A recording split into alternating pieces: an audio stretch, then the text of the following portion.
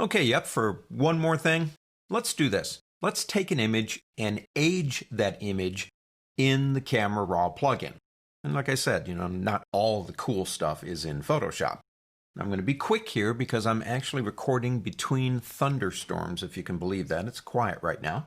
Let's open up Kripalu 45. Okay, we want to work on this image. Let's do a couple of things to it first.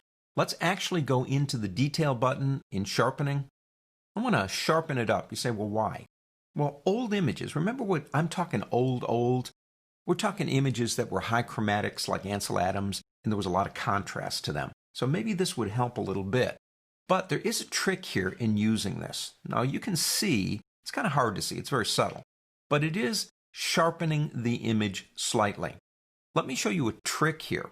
I want you to hold down the Alt key when we work with the Mount Radius Detail in Masking. Watch what happens. Here's the Alt key being held down.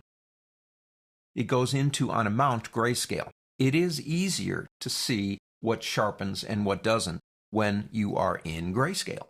So we'll go ahead and take that all the way. I want the thing all the way over there. Now watch radius. Again, radius controls the amount of sharpening based on the edges. And if I move that, it's very subtle. But watch what happens when I hold down the Alt key. It creates a mask. I can actually see the areas that are being sharpened up. And again, you let go so you can see the image. I'm going to take that all the way this way too. Well, really, you don't typically do that much, but we're trying to age the image. For detail, if we move it, we're getting more detail. But again, if you hold the Alt key down, you can actually see the change in terms of like a mask.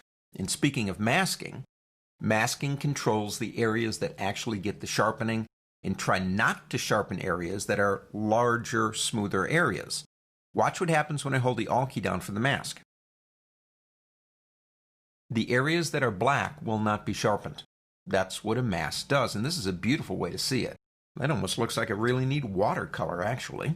We're going to take it up to about there. I'm going to let go of the Alt key, and there we go. Not a lot, but it's going to help.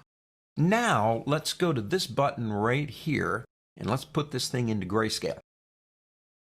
If we move down here to the actual colors, now remember, the image itself is grayscale, but it's still being controlled by colors. And there is a lot of green in this image. If I come here, I can influence that area. And you say, well, you're ruining the image. Well, we're trying to make it look old. So I think I like that. We're going to come over here to our basics. And we might try a little bit of exposure, maybe lighten it up a little bit.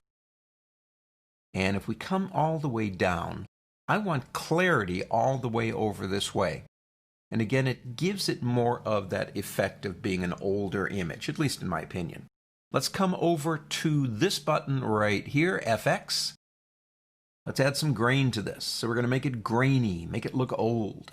We're going to take size all the way, and we're going to take roughness all the way. And that's a little bit more than what I need. So I'm going to dial down amount, which is kind of like dialing down the volume. So it's not quite so bad. Let's put a little bit of a vignette around the edges. Older images sometimes got darker around the edges. And so we'll go into our amount. Now we can go this way or we can go this way. We're going to go this way. And just give it a little bit of a darker edge. Change maybe the roundness so it isn't quite so perfectly vignetted. And here's feather. We could even give it just a little bit more to soften it up a lot on the edges. Okay, this is my interpretation of aging an image in kind of an Ansel Adams tradition, I guess. Understand we haven't covered everything in Camera Raw. And although this is the end of the chapter, that doesn't mean we're done using Camera Raw because we'll need it to get into Photoshop with some of the other images we're going to use. And when we do, we'll pull up other features. On to the next.